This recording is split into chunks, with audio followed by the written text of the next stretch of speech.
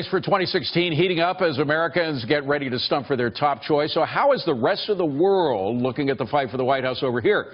Joining me now is Ambassador Howard Gutman. He is former U.S. Ambassador to Belgium. You just returned from over there. What do they make of all this? So, you know, their views are not that different than many Americans.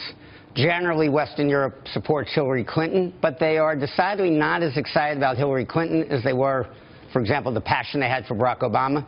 I was in Belgium yesterday. Belgium had supported Barack Obama 98-2 in the Romney race. Right. And you don't find that kind of excitement for Hillary. Well, and I'm sure they're scared of Trump, but we all remember they were scared to death of Ronald Reagan. They called him a cowboy. They thought he was acting by the seat of his pants, when in fact it turned out he knew just what he was doing. It turned out to be a much better negotiator than they realized. Yeah, but their reactions to Trump, first, they don't know whether to laugh or to be scared.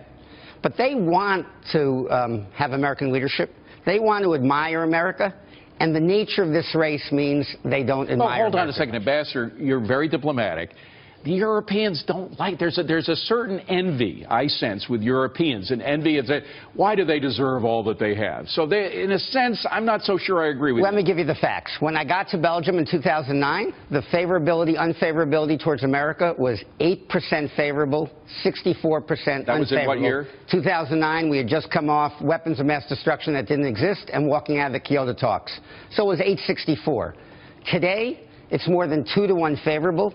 And the #1 most popular person in Belgium is not Kim Clijsters. Right. It's not their prime minister. It's Barack Obama. Sure, but again, a lot of good that does us to get their support, because when they did not respect our president the last time, when it was Ronald Reagan, when they had terrible disrespect for him, called him a cowboy and all sorts, those are the nice things that they said about him. He turned out to be one of the main reasons we ended the Cold War. They were wrong. We were right. That can be, but why is it important for them to support us? So when we were there, they increased their troop commitment to Afghanistan. They were one of the 6 countries bombing in Libya.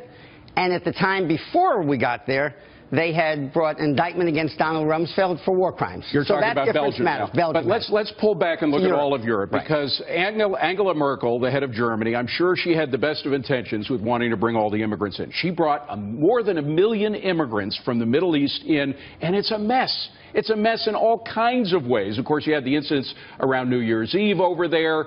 Now you have, I think we have some video from today in Calais in France, because it's spilled over. They're trying to get into England. I would suspect that there's much more sympathy to Donald Trump's view of immigration now than there would be to Angela Merkel. Am I right? And you're right, and that's what's causing the fear. So they're used to authoritarian populism, and that's what they view of Donald Trump, authoritarian populism. So they're used to it. It started with Putin, but recently Poland went that way. Hungary had gone that way. Now Poland went that way. So Europe is beginning to adopt that kind of authoritarian populism, but that scares 70% of Europe. It's happened in Poland. They see Donald Trump and Putin as sharing a great deal. There's a front-page story in the Netherlands today, Donald Trump, the new Putin. Ambassador Howard Gutman, thank you very much for coming in. My pleasure. Good to see you.